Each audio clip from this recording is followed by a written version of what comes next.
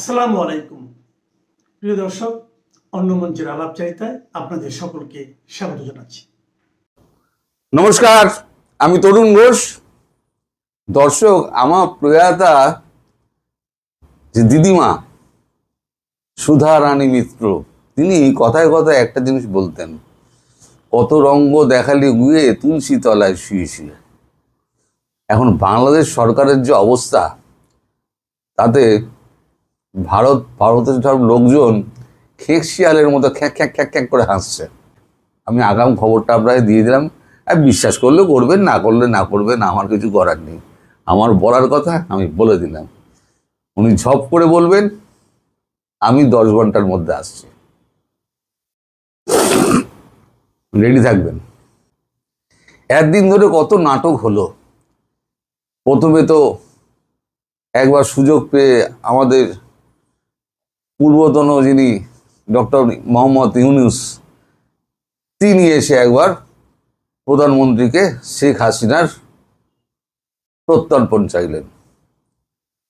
প্রধানমন্ত্রী বললেন, ওইটা বাদ দিয়ে বাকি কথা বলুন। তারপরে চিঠির পর চিঠি, চিঠির পর চিঠি, কিন্তু কোনো চিঠির উত্তর তো ভারতবর্ষ দেয় না।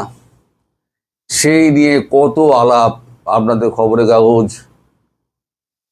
মানে শেখ হাসিনাকে বন্দি করে রেখে দিয়েছে, তাকে কাতার পাঠিয়ে দিচ্ছে, তাকে রাশিয়া পাঠিয়ে দিচ্ছে, তাকে দুবাই পাঠিয়ে দিচ্ছে, ও অনেক কিছু হলো। তারপর এলেন খলিলুর রহমান, তিনি এসেও দিন দরবার করলেন যে শেখ হাসিনাকে ফেরত দিন। এবার যখন শেখ হাসিনা বললেন, আমি এবার ফেরত যাব, দেশে ফিরব মাথা উঁচু করে, তখন সব শুকিয়ে মাঠ হয়ে গেল। প্রথম তো মুখ দিয়ে কথা সরছিল না। এখন গতকালকে সালাউদ্দিন সাহেব, স্বরাষ্ট্রমন্ত্রী, তিনি পরিষ্কার বলে দিলেন যে ভারতবর্ষেই তার কাফন দাফন হয়ে গিয়েছে, আওয়ামী লীগের নেত্রী শেখ হাসিনা আর ফিরবেন না। তাই আমার দিদিমার কথাটা মনে পড়ে গেল, কত রঙ্গ দেখালি গিয়ে তুলসী তলায় শুয়ে শুয়ে। এখন যদি শেখ হাসিনা ফিরে আসেন, তাহলে ওনাদের যে হাল হবে সেটা তো ওনারা খুব ভালো করে জানেন। কারণ কি কি পাপ করেছেন এই বিএনপির লোকজন, জামাতের লোকজন আর ইউনূসের লোকজন, সেটা তো সবাই জানে। শেখ হাসিনা আরো বেশি জানেন। পাবলিক আছে ক্ষেপে, শেখ হাসিনা যদি প্রত্যাবর্তন করেন, করবেন তো বটেই, উনি যখন বলেছেন ভেবে চিন্তেই বলেছেন। কঠিন, তার সিদ্ধান্ত খুব কঠিন হয়। একবার যদি মনে করেন যে আমি এটা করব, তাহলে উনি করেই ছাড়বেন। তো এখন ওই কথা শোনার পর আমাদের সাউথ ব্লকে সব ফিসফাস হচ্ছে, কেউ মুচকি হাসছেন।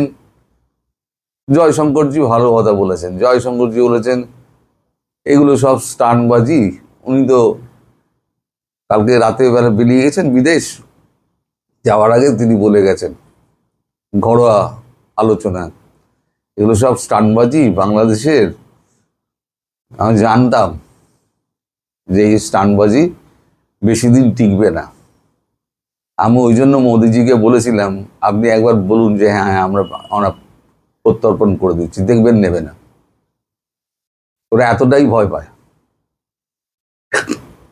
এখন দেখা গেল যে সত্যি সত্যি ডক্টর জয়শঙ্কর অত্যন্ত বুদ্ধিমান মানুষ। তার যে মানে আগাম চিন্তা ভাবনা কতদূর বিস্তৃত হতে পারে, সেটা কিন্তু সালাউদ্দিন সাহেব প্রমাণ করে দিলেন। এত ভয় শেখ হাসিনাকে, আমাদের ওই ডক্টর ইউনূস, তিনি তো ঢপ মেরে মেরে মানে পুরোটা চালিয়ে দিলেন। ওনার রেখে যাওয়া সমস্ত রেশন 1.5 বছরে বিলি করে নিজে দিচ্ছি এমন একটা ভাব করলেন। তারপরে বিদ্যুৎ নিয়ে এত ঝামেলা টামেলা হলো, সব কিন্তু শেখ হাসিনার সব করে রেখে যাওয়া। বিদ্যুৎ বলুন, খাদ্য বলুন, আপনি শিল্প বলুন, কলকারখানা বলুন, আপনার এই যে ভারতে যে আপনার দিয়েছিল যে যত সুযোগ সুবিধে, হ্যাঁ, ট্রান্সপোর্টেশনের, সেইগুলো বলুন, সবই তো ভারতে ওনার করে দেওয়া, ভারতের সঙ্গে চুক্তি করে। এই যে এত আপনারা বললেন, এত বিলিয়ন টাকা উনি মেরে দিয়েছেন। ইউনূস গভর্নমেন্ট চলে গেল, বিএনপি সরকার চলছে, কিন্তু এখনো পর্যন্ত সেই কথাটা কেউ বলেন না। এখন মানে উল্টো দিকে ব্যাপারটা ঘোরানোর জন্য ছোট ব্যাপারকে বড় করে দেখানো হচ্ছে। সরি, এখন জুলাই সিডিআই একটা শুরু হয়েছে, সেই নিয়ে আমি বিস্তারিত বলবো না। ওর মধ্যে ঢোকাটা আবার ঠিক মনে হচ্ছে আমার বিষয়ের মধ্যে পড়ে না, ওসবেও না ঢোকাই ভালো। নোংরা বিষয় ওর মধ্যে না ঢোকাই ভালো, এগুলো আপনাদের ওখানে ভালো চলে। তো এখন সেদিকে একটা চাউর করে দিয়ে মোটামুটি শেখ হাসিনার ব্যাপারটা একটু ধামাচাপা দেওয়ার চেষ্টা হয়েছে। কিন্তু চারিদিকে এই সোশ্যাল মিডিয়ায় যেভাবে আলোচনা হচ্ছে বাংলাদেশে, তাতে মনে হচ্ছে সরকার বেশ ভয় আছে। ওনাকে গেলে তো ওনাকে জেলে পুরবেনি আমরা জানি, কিন্তু ভারত তখনই পাঠাবে যখন কাউন্সিল অ্যাক্সেস দেবেন। মনে রাখবেন, ভারতবর্ষের কাউন্সিল অ্যাক্সেস কিন্তু দিতে হবে, না হলে কিন্তু আপনাদের মুশকিল আছে। অবশ্য তার আগে কি হবে না হবে আমি তো বলতে পারবো না, তার আগে অনেক কিছু হতে পারে, সে খবরের সম্ভাবনাও অনেক বেশি। কারণ পাকিস্তান খুব নাচানাচি করছে, পাকিস্তান চাইছে একটা যুদ্ধবুদ্ধ বাঁধিয়ে দিতে, আর যুদ্ধটা যদি পরের মাটিতে হয় তাহলে তার থেকে আর সুবিধাজনক কিছু হয় না। পূর্ব পাকিস্তান ওদের ভারতের প্ল্যান, বাংলা পাকিস্তানের তো প্ল্যানে ছিল পূর্ব পাকিস্তানে দিয়ে আর আক্রমণ করবে। এখন সেই ক্ষতটা, পুরনো ক্ষতটা মলম প্রলেপ লাগানোর জন্য বাংলাদেশকে গুটি হিসেবে ব্যবহার করবে। আর বাংলাদেশের কিছু নাগরিক আছে, বুঝতেই পারছেন কাদের কথা বলছি, তারা সব দেই করে নাচছে, যুদ্ধ চাই যুদ্ধ চাই। একবার যুদ্ধ দেখলে তাহলে পরে আর দ্বিতীয়বার 100 বছরের মধ্যে বলবে আমরা শান্তি চাই, যুদ্ধের নাম বন্ধ করবে না। যাই হোক, এখন ভারতের লোকজন একের খ্যাক খ্যাক খ্যাক খ্যাক করে হাসছে, মন্ত্রী থেকে আরম্ভ করে মোহন ভাগবত পর্যন্ত। কালকে মোহন ভাগবত একটা স্টেটমেন্ট দিয়েছেন, বলেছেন এতটা ভীতু আমরা জানতাম না, তাহলে আগেই আমরা ওনাকে ফেরত পাঠিয়ে দিতাম। ভারতের কাছে আপনার 2 পয়সার দাম নেই। আমি বারবার বলি না, আপনারা চোখে চোখ রেখে কথা বলবেন, হ্যাঁ, সমান মর্যাদা চাই। সমান মর্যাদা পেতে গেলে মর্যাদার মতো কথা বলতে হবে। আপনাদের ও দেশ থেকে যারা এদেশে আসে, যাকেই জিজ্ঞেস করি সবাই বলে আমার এত বিঘে এত একর জায়গা আছে। আমি একদিন আমার বন্ধুকে বলছিলাম, সারা বাংলাদেশটা তো এইটুকু রে, সব লোকের জায়গা জমি যদি অ্যাসেটগুলোকে এক জায়গায় করা যায়, কাঁঠাল বাগান এত বিঘে, ধানের জমি এত একর, তাহলে পরে তো বাংলাদেশটা 3 গুণ হয়ে যাবে। এরা হচ্ছে সালাউদ্দিনের দলের লোক, তারাই এই সমস্ত বলে বেড়ায়, শুধু বড় বড় বাত। ওই যে বলি না কাগজে বাঘ, ওই কাগজে বাঘ। তবে শোনা যাচ্ছে দিনক্ষণ উনি ঠিক করেছেন। আসল কথাটা বলি এবার, দিনক্ষণ উনি ঠিক করেছেন কোন দিন ফিরবেন। যেহেতু ভারতের একটা নিষেধ আছে যে ওখানে তাহলে একটা বিস্তর গন্ডগোলেরা পাকিয়ে দেবে, কারফিউ জারি করে দেবে, প্রচণ্ড মারপিট শুরু করে দেবে, তাই আগাম উনি কিছু জানাবেন না, শুধু হয়তো 10-12 ঘন্টা আগে একটা মেসেজ উনি ঢাকাবাসীকে দিয়ে দেবেন। ঢাকার যদি লোক নামে তাহলেই তো আপনাদের অবস্থা খারাপ হয়ে যাবে। সেনাবাহিনী ঘরে ঢুকে যাবে, পুলিশ তো ভুলেও গায়ে হাত দেবে না, পুলিশের বুকে দিগি দিগি করে আগুন জ্বলছে, পুলিশ তো ফিরবে না। আর একটা কথা আপনাদের বলি, আপনাদের ডিবি আছে না, ডিবি হারুন, আচ্ছা থাক, ও কথা থাক, ওনাকে আর টেনে লাভ নেই। তো যাই হোক, এখন আপনারা ওই দিনটার জন্য, ওই ঘোষণাটার জন্য অপেক্ষা করুন। খুব তাড়াতাড়ি ওই ঘোষণাটা আসবে, খুব তাড়াতাড়ি। আমি আগাম খবরটা আপনাকে দিয়ে দিলাম, আর বিশ্বাস করলে করবেন, না করলে না করবেন, আমার কিছু করার নেই। আমার বলার কথা আমি বলে দিলাম, উনি ঝপ করে বলবেন আমি 10 ঘন্টার মধ্যে আসছি, রেডি থাকবেন। তখন দেখবো নাটক কত জমে। সবাই ভালো থাকবেন, সুস্থ থাকবেন, সাবধানে থাকবেন। টার্গেট করে হলেও একটা কথা ছিল, এটা হলো ফরমায়েশি বক্তব্য। তিনি যেটা দিয়েছেন, এই যে মহিউদ্দিন সাহেব, তিনি বাংলাদেশের নয়া বুদ্ধিজীবী, তিনি ফরমায়েশি বুদ্ধিজীবী। জামাত এবং পাকিস্তান, তুরস্ক প্রথম আলোকে বলেছে যে এরকম একটা ফরমায়েশি লেখা লিখতে হবে, কাকে দিয়ে লেখবা তোমাদের দায়িত্ব। তো প্রথম আলো চিন্তা করছে তাদের তো গোয়াল ঘরের একটা বুদ্ধিজীবী আছে মহিউদ্দিন, যাকে দিয়ে এর আগে জাসদ নিয়ে লিখিয়েছে। তো এখন যদি এটা নিয়ে লেখা যায়, খারাপ কি? তো তাকে বেছে বেছে নিয়েছে। এরকম লেখক সারা পৃথিবীতেই থাকে। আমরা অরুন্ধতী রায়দের দেখতাম লিখতো যে পাকিস্তান নাকি, এটা তো নতুন কিছু বলে নাই। অরুন্ধতী রায়ের মতো তথাকথিত মানবতাবাদী, তথাকথিত সেকুলার, তথাকথিত বাম, তথাকথিত প্রগতিশীল এই সাজানা অরুন্ধতী রয়, তিনি বলেছিলেন যে পাকিস্তান কখনোই বাংলাদেশে সেনাবাহিনী আক্রমণ করে নাই, নির্যাতন করে নাই। এরকম ফাত্রা বুদ্ধিজীবী, এখন তাকে দিয়ে লেখালে তো হবে না। আবার পশ্চিমবঙ্গের একজন ছিল কি যেন বোস, নেতাজি সুভাষচন্দ্র বোসের ভাইয়ের ঘরের নাতি, সে লিখেছে বাংলাদেশে নাকি মাত্র 25,000 মানুষ মারা গেছে মুক্তিযুদ্ধে। তো মহিউদ্দিন আর এর চেয়ে তো তার বেশি কিছু লিখতে পারে না। মহিউদ্দিন সরাসরি যা জামাত বলতে সাহস পায় না, যা এই কথা যদি জামাতের লোক বলতো, এই কথা যদি হেফাজতের লোক বলতো, পাবলিক থাবড়াইতো, থুথু দিত। এরা দেখলো একটা দাড়িওয়ালা মৌলবীদের উপরে দায় কেন নিবে, তখন দাড়ি ছাড়া মৌলবী মহিউদ্দিনদের ভাও করেছে। তো তারা এখানে একটা ফরমায়েশি লেখা লিখে দিয়েছে যে এই দেশে পাকিস্তান আমলে দুধের নহর বইতো, তারপর মধুর নহর বইতো, সরাবন তাহরার নদী বইতো। শুধু একটা কথাই বলা বাদ রাখছে যে পাকিস্তান আমলে বাংলাদেশে বেহেশতের হুরও ছিল, এই কথাটা বলার শুধু বাদ রাখছে। আর সবকিছু আরেকটা বলা বাদ রাখছে যে পাকিস্তান আমলের 25 বছর তারা বেহেশতে ছিল, এই কথাটা বলাই বাদ রাখছে। আর সব ঠিক আছে, আর সব তারা মনের মাধুরী মিশিয়েই বলছে যা জামাত বলতে চায়। তো এই সমস্ত কথাবার্তা এরা যা বলতে চায়, জামাতের কথাগুলো তারা বলে ফেলেছে এবং জানে যে জামাতিদের সে বলার সে বললেন এটা কার্য। বদরুদ্দিন উমর নামের এক বদ বুদ্ধিজীবীকে বলতে শুনেন নাই যে মুক্তিযুদ্ধের ইতিহাস 90% মিথ্যা, 10% সত্য। কোন 10%? যে 10%, অর্থাৎ চিঙ্কুবামদের সনদ নিয়ে বাংলাদেশের মুক্তিযুদ্ধের ইতিহাস লিখতে হবে। তো এরকম মহিউদ্দিন এক সময় একদা চিঙ্কুবাম ছিলেন। আমি গবেষণা করে দেখেছি চিঙ্কুবামদের 3 কাম। চিঙ্কুবামদের 3 কাম: ভারত বিরোধিতা, বঙ্গবন্ধু বিরোধিতা এবং আওয়ামী লীগ বিরোধিতা।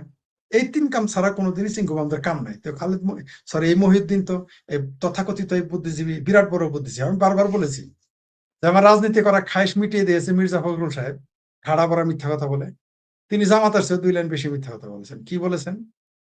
তিনি বলেছেন যে 17 বছরে বিএনপি, 17 বছর আওয়ামী লীগ যে উন্নতি করে নাই, 3 মাসে তারা ক্ষমতা করেছে। আমার ওই দিন থেকেই আমার খুবই শখ ছিল, একটু খায়েশ জেগে গিয়েছিল আমার পপুলারিটির কথা শুনে বা অন্যান্য লোকজন উপদেশ দেওয়ায়। কেউ কেউ বলেছে তুমি রাজনীতিতে নামো সরাসরি, আওয়ামী লীগের নেতারাও আমাকে বলেছে, সিনিয়র নেতারা, কেন্দ্রীয় নেতারা বলতো। তা আমি রাজি হই না একদা রাজি হয়েছিলাম যে ঠিক আছে, যদি কখনো সুযোগ আসে আমি ইলেকশন করব, রাজনীতিতে সরাসরি যুক্ত হবো। কিন্তু মির্জা ফখরুল সাহেবের বয়ান যখন শুনছি, এরকম মিথ্যা কথা তো আমি বলতেও পারবো না ভাই। আমি সাথে সাথে লোকজনদের বলে দিয়েছি, ভাই আমার পক্ষে রাজনীতি করা সম্ভব না। কেন ছোট ভাই, কেন পারবা না? তোমাদের তো আমরা, কি চাও তুমি? তোমার নির্বাচন করবার টাকা নাই তোমার, সেই কথা বলছো? আমি না, সেই কথা না, আমি ভাই পারবো না। কেন? টাকা লাগলে আমরা টাকা দিব, তুমি চিন্তা করো কেন? তাহলে টাকা দিলেও তো আমি জনগণকে টাকা দিয়ে তো আমি ভোট কিনবো না। কয়, তুমি যা বলো টাকা ছাড়া ইলেকশন করা যায়। আমি তাহলে তো আরো ইলেকশন হবো। পরে বলে কেন করবো না বলো। আমি বললাম মির্জা ফখরুল সাহেব যে মিথ্যা কথা বলছে, আমি তো এরকম ঠাড়া ভরা মিথ্যা কথা বলতে পারবো না। আমার বললাম যে ভাই মাফ চাই, আমি আর নির্বাচন করবো না, আপনাদের জন্য কথা বলে যাব জনগণকে মুক্তিযুদ্ধের পক্ষে, এবং যাতে সুস্থ ধারা রাজনীতি করে গণতন্ত্রের পক্ষে থাকে, ৭২ সংবিধানের পক্ষে থাকে, এর জন্য যা যা বলার তা বলবো। পরে মনের ভিতরটা কিঞ্চিত সাত জাগলো, এত লিখি, এত পড়ি, এত ভবিষ্যতে এত বই টই লিখবো। তো বুদ্ধিজীবী হওয়ার একটা খায়ের জাগলো যে 10 বছর পরে যদি নিজেরা বুদ্ধিজীবী হিসেবে প্রতিষ্ঠিত করা যায়। কিন্তু মহিউদ্দিন আমার সেই সর্বনষ্ট করে দিল। এরকম পাঠ পারি লেখা তো আমি লিখতে পারবো না। তাহলে আমার পক্ষে বুদ্ধিজীবী হওয়া, মানে বিষয়টা এরকম হলো যে আমার না রাজনীতিক হওয়ার স্বাদ আর মিটিল না, না আমার বুদ্ধিজীবী হওয়ার স্বাদ মিটিল, কোনোটাই আর মিটিল না। আমাকে এরকম কথা বলেই যেতে হবে, এটাই আমি ভালো আছি। আপনারা যারা ইউটিউবে আমাকে ডাকেন, আমাকে জনগণের সামনে আমার কথা তুলে ধরেন, আপনারা আমাকে জনপ্রিয় হতে সহযোগিতা করেছেন, এই জন্য আমি এর জন্য আমি আমি আমি তৃপ্ত। আমার এইটুকুই যথেষ্ট। আপনারা যারা এই চ্যানেলগুলোতে আপনাদের, কারণ এখন বাংলাদেশে তো সব যে টিভি আছে এগুলো তো সবাই জানে যে ওগুলো একদম সাহেব বিবি গোলামের বাক্স, কথা বলার জায়গা নেই। আপনারাই হচ্ছেন মানে সবেধন নীলমণি। তা আপনাদের মাধ্যমে আমি জনপ্রিয় হয়েছি, এবং পরিচিতি সর্বশেষ পেয়েছি। আজকে যে আবুল কাশেম ফজলুল হক মারা গেলেন, তিনিও কিন্তু ৩০ লাখ শহীদ নিয়ে প্রশ্ন তুলেছিলেন তিনি। এটা আমাদের দুর্ভাগ্য। এটা কারণ আছে, আমি আপনার চ্যানেলে বলেছিলাম কিনা মনে নাই। আবুল কাশেম স্যার আমার খুব প্রিয় ছিলেন। ঢাকা বিশ্ববিদ্যালয়ে অনেক অনুষ্ঠান হয়েছে, সেখানে আমি উপস্থাপনা করেছি। সেই বিভিন্ন অডিটোরিয়ামে যে বক্তব্য দিত সেগুলো আমি উপস্থাপনা করতাম কখনো কখনো, তার সাথে আমি থাকতাম, আমি দেখেছি। আবুল কাশেম ফজলুল হক স্যার বিতর্কিত বক্তব্য কেন দিতেন জানেন? এই লোকটা সরল। আপনি কি জানেন উনি টাকা গুনতে পারে না? আমিও যেমন টাকা গুনতে পারি না, আবুল কাশেম স্যার টাকা গুনতে পারে না, আমিও টাকা গুনতে পারি। আমাকে যদি আপনি ১ লাখ টাকা দেন, ৭৫,০০০ টাকার ৭৫টা নোট দিবেন, আর ২৫,৫০০ আর ১৫০ টাকা নোট দিবেন, আমি আপনাকে সারাদিনে গুনে ১ লক্ষ টাকা এক চান্সে বলে দিতে পারবো না, সম্ভবই না আমার পক্ষে। আবুল কাশেম ফজলুল হক স্যারও তাই, খুব সরল মানুষ। তিনি কিন্তু একেবারে খারাপ মানুষ ছিলেন না। একে নষ্ট করছে কারা জানেন? টাঙ্গাইলের কিছু ভাসানীপন্থী বদমাইশ আছে, এই বদমাইশ ভাসানীপন্থী আছে কয়টা, আর এই চিঙ্কু মামেরা তাকে ধ্বংস করেছে। এই চিঙ্কু মামেরা তার বাসায় যায় বুঝাইতো যে দীপনকে মেরে ফেলেছে আওয়ামী লীগের সরকার, ডিজিএফআই, এগুলো বলতো, আমার সামনে বলতো।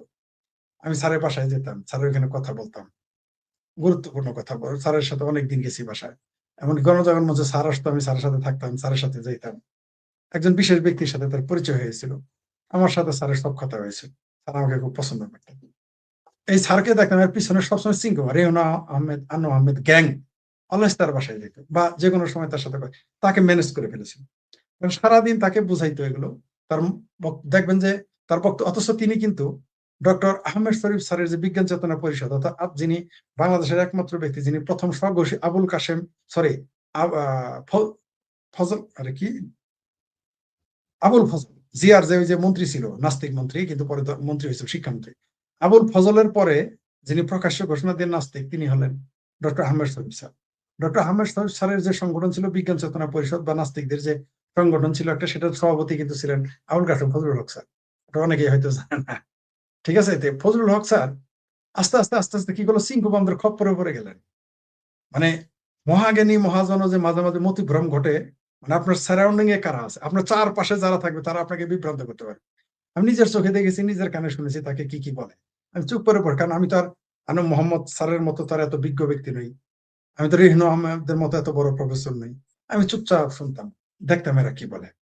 সবগুলো বিভ্রান্তিকর বক্তব্য। চিঙ্গু আমাদের সারাদিন আওয়ামী লীগ, শেখ হাসিনা, বঙ্গবন্ধুর বিরুদ্ধে কথা বলতো, অথচ আবুল কাশেম ফজলুল হক স্যার অনেক প্রগ্রেসিভ মানুষ।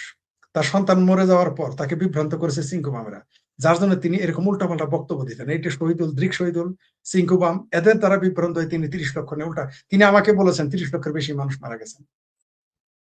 তিনি আমাকে, আমি স্যারকে জিজ্ঞেস করেছি, আমার আমার আমার সামনে বয়স্ক মূর্খ লোক যদি আমার সামনে পড়ে, আমি তার কাছে ইতিহাস জানতে চাই। আর তিনি ছিলেন শিক্ষিত ব্যক্তি এবং অত্যন্ত উচ্চ শিক্ষিত, তারা স্বামী স্ত্রী সন্তান সবাই উচ্চ শিক্ষিত এবং বড় বড় পদে ছিলেন। তার সন্তানের সাথে আমার ব্যক্তিগত কোনো পরিচয় ছিল না, কিন্তু আবুল কাশেম স্যারের সাথে আমার ব্যক্তিগত পরিচয় ছিল। তিনি সরল মানুষ। আপনি দেখেন, খেয়াল করেন, তাকে চিঙ্কু বামেরা কিন্তু তাকে নিয়োগ দিয়েছিল বাংলা একাডেমিতে, কারণ তিনি নিয়োগ পাওয়ার কথা না। মৌলবাদীরা তাকেও পছন্দ করে না। আবুল কাশেম ফজলুল হক স্যারকে ভাসানীপন্থী আর চিঙ্কু বামেরা বিভ্রান্তিকর বক্তব্য দিয়ে দিয়ে তাকে এই কাজটা করিয়ে রেখেছে। আমি নিজের কানে শুনেছি। তিনি কার কার সাথে ফোন করতেন, আমি তার ড্রয়িং রুমে বসে বসে শুনতাম। ব্যক্তিগত, মানে অনেক বিষয়, মানে কারো ব্যক্তিগত বিষয় প্রকাশ করা এটা ঠিক না। কিন্তু আনু মোহাম্মদ আর রেহনুমার কথা বললাম কেন, তারা যে সবাই জানে তাই তাদের কথা বললাম। আর ভাসানীপন্থীরা এরা বিভ্রান্ত করে ফেলেছে। আর আপনি যেটা বললেন মহিউদ্দিনেরা সবসময় এরকম করে, সব যুগে কিছু মুস্তাক থাকবে, বুদ্ধিজীবীদের মধ্যে কিছু মুস্তাক থাকবে। মহিউদ্দিন হচ্ছে বুদ্ধিজীবীদের মুস্তাক। এখন এগুলো তো কিছু করার না, এগুলো থাকতেই পারবে। তো এই সমস্ত ফাতরা বুদ্ধিজীবীদের মানুষ চিনে ফেলেছে। 2024-এর 5ই আগস্ট যদি না হতো, আমরা জানতেই পারতাম না যে দাড়ি টুপি ছাড়া কিছু ক্লিন শেপ বদমাইশ কিছু বুদ্ধিজীবী মুক্তিযুদ্ধ বিরোধী হয়, আওয়ামী লীগ বিরোধী হয়, ভারত বিরোধী হয়, হিন্দু বিদ্বেষী হয়। আমরা জানতেই পারতাম না যারা সংবিধান বিরোধী। এই সুযোগে যদি এই 2024-এর 5ই আগস্ট না আসতো, তাহলে এই যে ঘরের কোণে, মাটির কোণে থেকে, পুরান চুলা থেকে, পুরান গোডাউন থেকে এরকম এই তেলাচোরা, সাপ, বিচ্ছু, পোকামাকড় এগুলো বের হয়ে আসতো না, চেল্লা এগুলো বেরিয়ে আসতো না। আমরা এগুলো চিনতে পারতেছি। দরকার আছে বাংলাদেশে মুক্তিযুদ্ধ বিরোধী যে কত সংখ্যক, এটা জানার জন্য এই 2024-এর 5ই আগস্ট খুবই প্রয়োজন ছিল আমার মনে হয়। কারণ সময় অনেক কিছু নির্ধারণ করে। Time is a good healer. সময় সবচেয়ে বড় খেলারি। সময় সবসময় সিদ্ধান্ত নেয় যে মানুষকে জ্ঞান দেওয়ার জন্য, মানুষকে শিক্ষা দেওয়ার জন্য, মানুষকে এগিয়ে যাওয়ার জন্য সময় অনেক কিছু সামনে নিয়ে আসে। 2024-এর 5ই আগস্ট যদি না ঘটতো, আমরা জানতেই পারতাম না যে এই দেশের বুদ্ধিজীবীরা কত বাটপার, এই দেশের সকল প্রগতিশীলেরা কত বাটপার, এই দেশের মানবাধিকার সংস্থা, গণতন্ত্রের ঠিকাদাররা কত বড় বাটপার। এরা এরা চান্স পেয়ে গেছে। যদি জামাত ক্ষমতায় আসে, আপনি দেখতে পারবেন আরো কিছু এরকম বুদ্ধিজীবীর প্রকাশ ঘটবে। জামাত যদি পূর্ণ ক্ষমতায় আসতো, তাহলে আরো অনেক মহিউদ্দিন আমরা দেখতে পেতাম, আমরা অনেক সেনা কর্মকর্তা দেখতে পেতাম। এখন অর্ধেক দেখতে পাচ্ছে, আরো অর্ধেক লুকায়িত আছে। যদি কখনো জামাত ক্ষমতায় যদি আসতে পারবে না, তাহলে বাংলাদেশের যুদ্ধ শুরু হয়ে যাবে। আমি তো ঘোষণাই করে দিয়েছিলাম যে বাংলাদেশে যেই দিন মুক্তিযুদ্ধের বিরোধী শক্তি জামাত ক্ষমতায় যাবে, সেই দিন থেকে আমি প্রকাশ্য যুদ্ধ ঘোষণা করব। আগেই বলে রেখেছি, এরকম আমার মতো লাখো ফরিদ বাংলাদেশে তৈরি হয়ে আছে যে মুক্তিযুদ্ধ বিরোধীরা ক্ষমতায় গেলে যুদ্ধ ঘোষণা করবে। এটা আমি একা নই, আমরা যুদ্ধ করবো কোনো সন্দেহ নেই। সুতরাং এদের যাওয়ার প্রশ্নই আসলে, কিন্তু যদি যেতে পারে তাহলে এই তো সামনে তো আওয়ামী লীগ, মোল্লার মিলিটারি মুখোমুখি হবে, আরো কত গাদ্দার সামনে পড়বে, আপনার সামনে দেখতে পারবেন। অধ্যাপক আবুল কাশেম ফজলুল হক মারা গেছে। এই ব্যক্তি ছিল পরিপূর্ণ নাস্তিক, ঢাকা বিশ্ববিদ্যালয়ের বাংলা বিভাগের প্রফেসর এবং বিএনপি জামাত এদের কাছে একজন বুদ্ধিজীবী। আমি বরং বলবো যে বিএনপি জামাতের যত বুদ্ধিজীবী ছিল এই ব্যক্তি মৃত্যুবরণ করা পর্যন্ত, কিংবা 24-এর জঙ্গি উত্থানকালে, তাদের মধ্যে অবশ্য সবচেয়ে গভীর জ্ঞানের অধিকারী এই ফজলুল হক ছিল। ফজলুল হক পরিপূর্ণ নাস্তিক হওয়া সত্ত্বেও দেখেন, ফজলুল হককে কিন্তু কেউ তার গলা কাটতে যায় নাই। কিন্তু তার ছেলে দীপন জাগৃতি প্রকাশনীর হয়ে অভিজিৎ রায়ের বই প্রকাশ করার কারণে জঙ্গিরা তার গলা কেটে মেরে ফেলেছে। ট্র্যাজেডিটা দেখেন, যখন ফজলুল হক দেখলো যে জঙ্গিরা তার ছেলের গলা কেটে মেরে ফেলেছে, ফজলুল হক ছেলের মৃত্যুর আর বিচার চাইল না, অর্থাৎ সে ক্ষমা করে দিয়েছে, একদম স্বঘোষিত ক্ষমা করে দিয়েছে জঙ্গিদের। ক্ষমা করার পেছনে সে হয়তো একটা কারণ দেখিয়েছে, না কারণ দেখিয়েছে যে বিচার পাবে না, কি কি দেখিয়েছে। কিন্তু আমরা কিন্তু বাংলাদেশের মানুষ, বিশেষ করে মুক্তিযুদ্ধের পক্ষের মানুষ কিন্তু বুঝতে পারলাম না যে ফজলুল হক কেন তার ছেলের খুনিদের ক্ষমা করে দিল। ফজলুল হক তার ছেলের খুনিদের ক্ষমা করে দিয়েছিল, কারণ ছিল ফজলুল হক পাকিস্তান চাইতো এবং সে বিশ্বাস করত যে পাকিস্তানে একমাত্র তাকে পুনরুদ্ধার করে দিতে পারে জঙ্গিরা। দেখেন কত ট্র্যাজিক ঘটনাটা, তাই না? এবং এটা তো ফজলুল হককে দোষ দিয়ে লাভ নাই। তার যে মাইন্ডসেটটা তৈরি হয়েছিল, এই যে পাকিস্তানটা যে হারিয়ে গেল তার জীবন থেকে, পাকিস্তান তো একটা স্বপ্ন নিয়ে তৈরি করেছিল মুসলমানরা। সেই স্বপ্নের মধ্যে অনেক কিছু ছিল, কিন্তু বড় জিনিসটা ছিল সাম্প্রদায়িকতা। হিন্দু মুসলমান দুই পক্ষই ঐতিহাসিক কারণে 47, 46 বা 20 শতকের শুরুর দিকে প্রবল সাম্প্রদায়িক হয়ে পড়ে। হিন্দুরা হিন্দু সাম্প্রদায়িক হয়ে পড়ে, মুসলমানরা মুসলমান সাম্প্রদায়িক হয়ে পড়ে, যার কারণে কিন্তু ভারত বিভক্ত হয়েছে। ফলে মুসলিমদের হয়ে যারা সাম্প্রদায়িক হয়েছে, তাদের কাছে পাকিস্তান ছিল স্বপ্ন। সেই স্বপ্ন থেকে যারা বের হয়ে আসতে পেরেছে, বঙ্গবন্ধু শেখ মুজিবুর রহমানের মতো যারা, তাদেরকে অনেক অনন্য উচ্চতায় আপনার স্থান দিতে হবে।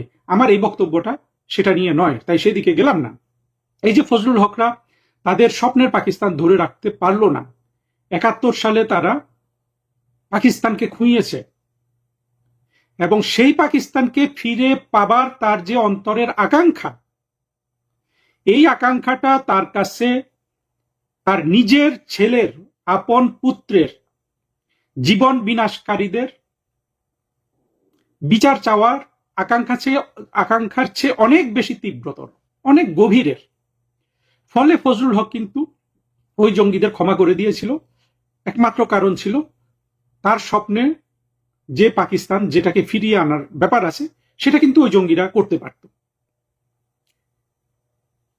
এখানে যে জিনিসটা দেখার বিষয় যে আমরা যেটা মনে করি যে আস্তিক নাস্তিকে বিভক্ত আছে, অর্থাৎ বাংলাদেশের মুক্তিযুদ্ধের পক্ষের যারা মুক্তিযুদ্ধের চেতনাকে ভালোবাসে এরা সবাই অন্তত উদার হয় এবং নাস্তিকও হতে পারে, এবং কোনো পাকিস্তানি যে নাস্তিক হতে পারে এটা কিন্তু আমরা বুঝতাম না কখনো আগে। আমরা আসলে গভীরে কখনো ভেবেই দেখিনি। পাকিস্তান চেয়েছে মুসলিম সাম্প্রদায়িকতা, মুসলিম নাস্তিকরাও পাকিস্তান চেয়েছে, অর্থাৎ নাস্তিক হয়েও সাম্প্রদায়িক হওয়ার স্কোপ রেখেছিল। দেশ ভাগটা এমন একটা বিষাক্ত জিনিসের উপর হয়েছিল, সেখানে আপনি আল্লাহতে বিশ্বাস করবেন না, নবীকে গালি দিবেন, কিন্তু আপনি মুসলিম সাম্প্রদায়িক রয়ে যাচ্ছেন। এই বক্তব্যটা গভীরে দিতে হবে, এখানেও আজকে সময় নষ্ট করতে চাই না। এই যে আপনি দেখেন না একটা শহীদুল, দ্রিকের শহীদুল, ও তো পুরোপুরি নাস্তিক। আসাদ নূর ইয়েতে শুনে এসছে জেলে একসাথে থেকে কিভাবে সে আল্লাহ এবং নবীকে গালিগালাজ করে, কিন্তু সে যেহেতু পাকিস্তানি নাস্তিক, দ্রিকের শহীদুলের গলা কিন্তু কেউ কাটবে না। এখানে দেখেন আমাদের মুক্তিযুদ্ধের পক্ষের শক্তির মানুষগুলো কত বোকা। অভিজিৎ একজন মুক্তিযুদ্ধের পক্ষের বড় কণ্ঠ হতে পারতো। অভিজিৎ অবশ্য রাজনৈতিক ছিল না, সে তো কখনো নবী তারপরে আল্লাহ এদেরকে গালি দেয় নাই, তবুও কিন্তু অভিজিৎকে মেরে ফেলেছে। কারণ হলো সে হলো মুক্তিযুদ্ধের পক্ষে ছিল, তার পিতা ছিল বিখ্যাত শিক্ষক। আমি যে ডিপার্টমেন্টের ছাত্র ছিলাম কিছুদিন, ঢাকা বিশ্ববিদ্যালয়ের ফিজিক্স ডিপার্টমেন্টের, অভিজিতের বাবা ছিলেন সে ডিপার্টমেন্টের শিক্ষক। পরিপূর্ণভাবে মননশীল, আধুনিক, প্রগতিবাদী চেতনার মানুষ। অভিজিৎকে মৃত্যুর পেছনে আমরা শুনি যে আওয়ামী লীগই অন্তত বাঁচানোর চেষ্টা করে নাই, বা যাই হোক আওয়ামী লীগ তো এইখানে বিচারও করেছে, এমনও আমরা কিন্তু দেখি না। আওয়ামী লীগকে অনেকে দায়ী করে, কিন্তু বিষয়টা দেখেন পাকিস্তানি যেসব নাস্তিক আছে, সেই বদরুদ্দিন উমর থেকে এই ফজলুল হক, আবুল কাশেম ফজলুল হক, এই যে নাস্তিকটা মারা গেল, একে কিন্তু ঠিকই 24-এর জঙ্গি উত্থানের পর খুঁজে বের করা হয়েছে, তাকে বাংলা একাডেমির প্রেসিডেন্ট বানানো হয়েছে, আরো অনেক অনেক দায়িত্ব তাকে দেওয়া হয়েছিল, যেহেতু সে অত্যন্ত জ্ঞানী মানুষ, লেখাপড়া করা ইত্যাদি ইত্যাদি। তারা কিন্তু ঠিকই খুঁজে বের করেছে। আপনি দেখাতে পারবেন আওয়ামী লীগ এই ধরনের কোনো কাজ করে? বদরুদ্দিন উমর কত সযত্নে লালন পালন হয়েছে, কোন জঙ্গি গিয়েছে তার গল্লা কাটতে? যায়নি। কিন্তু আওয়ামী লীগ অভিজিৎ রায়দেরই বাঁচাতে পারলো না, আরো অনেককে কিন্তু মেরে ফেলেছে আওয়ামী লীগের আমলে, সব ধরনের মুক্ত উদার চিন্তার মানুষ। এইখানে আওয়ামী লীগের লোকজন খুশিতে আত্মহারা হয়ে গেছে এই লোকগুলা যখন মারা যায়। এটা অত্যন্ত অত্যন্ত দুঃখজনক একটা বিষয় যে জামাত যেখানে নাস্তিকদের গুরুত্ব বোঝে, যে নাস্তিক হলে তো মানুষ বেশি বুদ্ধিজীবী হয়, বেশি বোঝে, সেই মানুষগুলোকে তারা কিন্তু সমাজে বাড়তে দিয়েছে, কথা বলতে দিয়েছে, এবং যখনই সুযোগ পেয়েছে অর্থনৈতিকভাবে সাহায্য করেছে, তাদের বিখ্যাত হতে সাহায্য করেছে, তাদের বইপত্র প্রচার করেছে। আর মুক্তিযুদ্ধের পক্ষের শক্তি বলতে আমরা যেটা বুঝি আওয়ামী লীগ, তারা কিন্তু নাস্তিকদের গণহারে মেরে ফেলার পক্ষে ছিল। আমরা ওই যে আইজিপি শহীদ এখন কারাগারে বন্দী, তাকে আমি বলতে শুনেছি না ইসলামের সমালোচনা করা যাবে না। আরে ভাই, ইসলামের সমালোচনা আমিও সেটা মেনে নিই না, কারণ একজন প্র্যাকটিসিং মুসলমান হিসাবে আমি নবীকে গালি দিকে এগুলো আমি সমর্থন করি না। কিন্তু ইস্যুটা তো সেখানে না, আওয়ামী লীগের মূর্খতা তো ওইখানেই ছিল যে অভিজিৎ তো কোনোদিন, অভিজিতের আমি যা কিছু দেখেছি, কোনোদিন নবীকে নিয়ে আল্লাহকে নিয়ে একটা শব্দ কটূক্তি নাই। কেন অভিজিৎকে মেরে ফেলা হলো? আসল ইস্যুটা তো নবীকে গালি দেয় এটা না, ওরা অভিজিৎদের মেরে ফেলে, হুমায়ুন আজাদকে মেরে ফেলে, বা আরো অনেককে যে মেরে ফেলেছে, কারণ হলো তারা মুক্তিযুদ্ধের পক্ষের। তসলিমা নাসরিনকে যে দেশ থেকে বের করে দিয়েছে, কারণ হলো তসলিমা নাসরিন বাংলাদেশের মুক্তিযুদ্ধের পক্ষে কথা বলতো, বা সেইভাবে সে চিন্তা করতো। তসলিমা নাসরিন পাকিস্তানি ছিল না, এই জন্য দেখবেন তসলিমা নাসরিনের কথা আসলে কিন্তু একযোগে সবার ডান্ডা দাঁড়িয়ে যায়। উরি বাবারে বাবা, এক তসলিমা নাসরিন সবাই মানে জম। এইখানে আওয়ামী লীগের কিন্তু মগজ খরচ করার কোনো বিষয় ছিল না। আজকে তসলিমা নাসরিন যা যা করছে, তসলিমা নাসরিন যদি জামাতের পক্ষে হতো যা যা করছে, যা যা বলেছে, যা যা লিখেছে, কোরআন যা যা করেছে, সে যদি জামাতের পক্ষের হতো, বদরুদ্দিন ওমর, আবুল কাশেম, ফজলুল হক যেমন জামাতের পক্ষের ছিল, তাহলে তসলিমা নাসরিনের একটা পশম কেউ স্পর্শ করতো না। আওয়ামী লীগের অতটুকু চিন্তা করার গভীরতাটা তাদের নাই। আমার এই বক্তব্য শুনে অনেকে হয়তো আস্তিক নাস্তিকের পক্ষে, আমি ওইদিকে যাচ্ছি না, আমি শুধু বোঝানোর চেষ্টা করছি যে কিভাবে স্বাধীনতা বিরোধী জামাত সমাজের বুদ্ধিমান মানুষদের একমাত্র তাদের পক্ষ থাকলে বাঁচিয়ে রাখে, প্রমোট করে, এগিয়ে নিয়ে যায়, সেটা বোঝানোর জন্য। এবং সেখানে জামাত কিন্তু দেখে না নাস্তিক কি আস্তিক, সেটা সে দেখে না।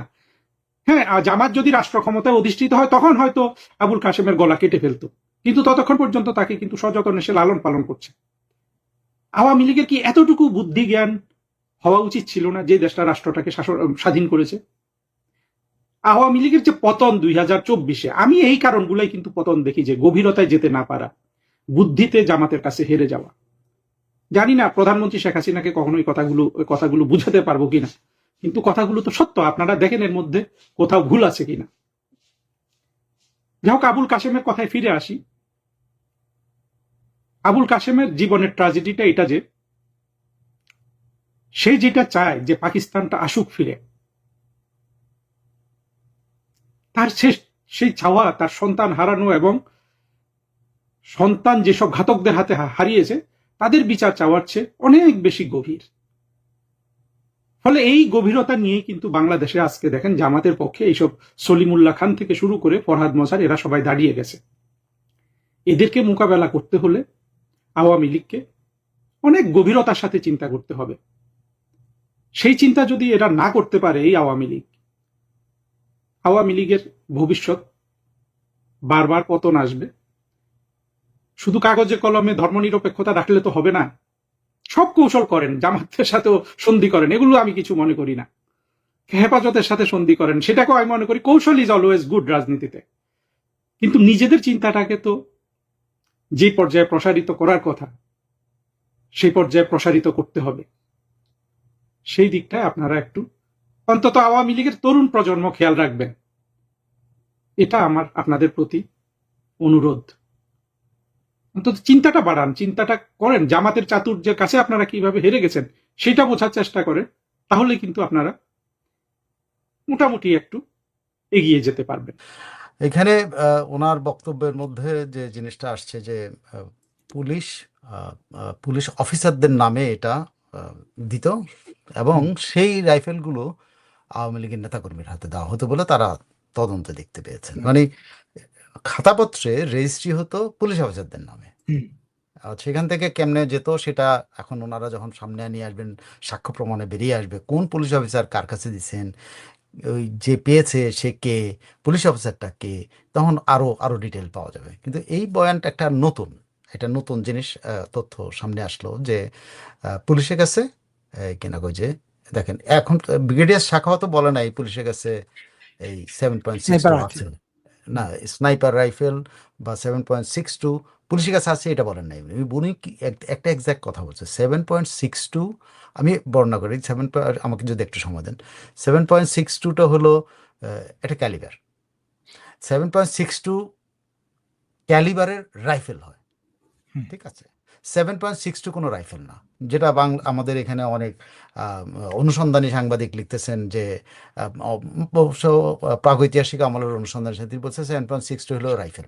No, this is totally wrong. 7.62 একটা ক্যালিবার, 7.62 রাইফেল বলে কিছু নাই। 7.62 ক্যালিবারের আরও ফ্র্যাকশনাল ক্যালিবারের বহু রাইফেল পৃথিবীর বাজারে পাওয়া যায়।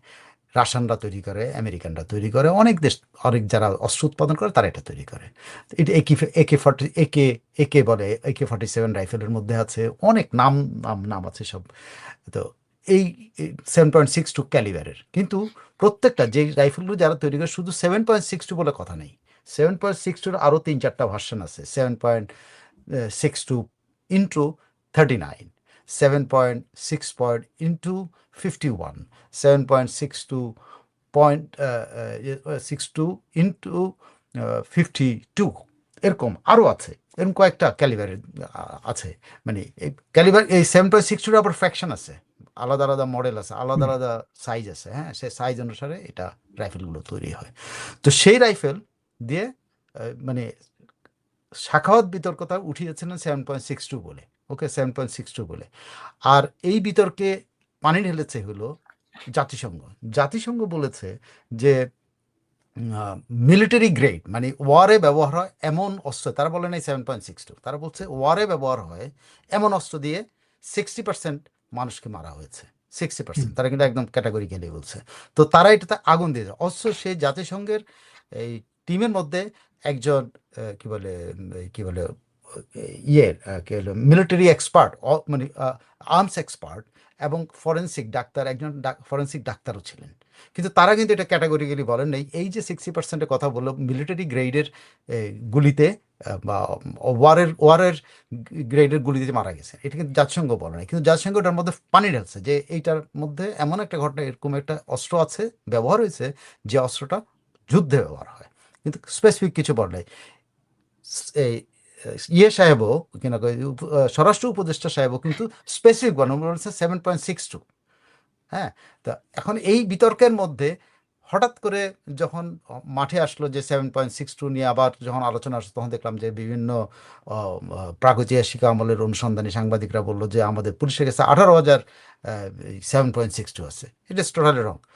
আমি নিজের অনুসন্ধান থেকে যেটা পেয়েছি সেটা হলো বাংলাদেশ পুলিশ 2024 সালের মার্চ বা তার আগে বা তার কিছু পরে, যখনই হোক, বলা হচ্ছে যে এটা মার্চের আগে অথবা মার্চের পরে, এই বিটুইন মার্চ অ্যান্ড এর মধ্যে, এই সময় বাংলাদেশ 50টা এই 7.62 ক্যালিবারের রাইফেলের জন্য টেন্ডার করছিল। টেন্ডার তারা করে এই অস্ত্রটা তারা হাতে পেয়েছে কিনা এটা কিন্তু এখন পর্যন্ত কোনো কনফার্ম কোনো তথ্য কিন্তু নাই যে তারা তাদের ডিপোতে এটা রিসিভ করছে কিনা। কিন্তু টেন্ডার করেছিল 50টার জন্য, 18,000-এর জন্য না। একেবারে ডাহা মিশা কথা ওইটা। 50টার জন্য এই পুলিশ করছিল।